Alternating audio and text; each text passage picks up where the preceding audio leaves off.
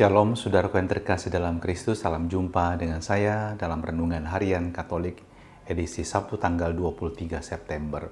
Dan hari ini adalah peringatan Santo Pius dari Pietrelcina yang kita kenal sebagai Padre Pio. Ketika saya sempat bersiarah sampai ke tempat di mana jenazah dari Padre Pio disemayamkan, yaitu di kota San Giovanni Rotondo, saya melihat bagaimana dalam diri wajah Santo ini, yang walaupun sudah meninggal tapi jenazahnya utuh, terpancar kedamaian yang luar biasa. Dan membaca kisah hidupnya membuat setiap orang mengalami kagum kepada seorang pribadi yang boleh dikatakan sejak kecil sakit-sakitan, tapi kemudian tetap bertekad untuk mempersembahkan dirinya. Dia tahu Tuhan memanggil dia, dan Tuhan menunjukkan betapa besar karya yang dia lakukan untuk Santo Padre Pio ini. Dia bukan orang yang boleh dikatakan menonjol dalam banyak hal, tapi kesucian hidupnya luar biasa. Dan dia mendapatkan stigmata ketika dia sedang berdoa pada malam hari di kapel seorang diri.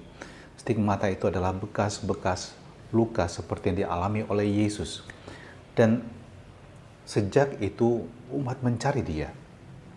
Umat menghadiri perayaan Ekaristi yang dirayakan hanya sekedar untuk melihat bagaimana orang suci ini memimpin Ekaristi dengan tangan yang dibungkus agar luka-lukanya tidak kelihatan.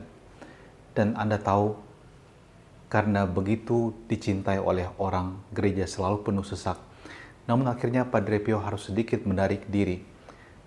Tapi kita tahu bahwa begitu besar kasih yang dialami oleh Padre Pio, dan bahkan ketika kesehatannya semakin menurun, dia tetap bertekun dan percaya kepada Tuhan.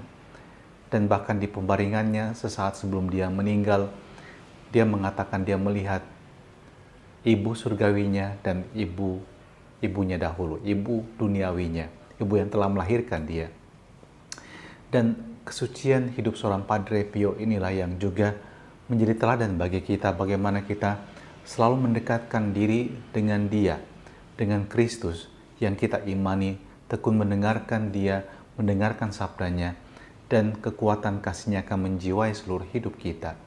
Persis seperti apa yang diceritakan oleh Yesus sebagai perumpamaan dalam Injil hari ini, tentang penabur benih yang menaburkan benih itu, dan ada yang jatuh di pinggir jalan, ada yang jatuh di tanah berbatu-batu, di semak duri, tapi juga ada di tanah yang subur.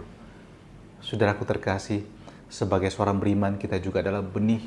Kita juga adalah lahan di mana benih tersebut ditaburkan. Dan semoga hidup kita ini tidaklah hidup yang menjadi sia-sia, karena kita selalu menyiapkan diri juga untuk mau menerima Allah dalam kehidupan kita. Dan kita selalu ingat, setiap panggilan hidup adalah jalan menuju pada kekudusan. Entah Anda hidup berkeluarga atau Anda memilih untuk hidup selibat.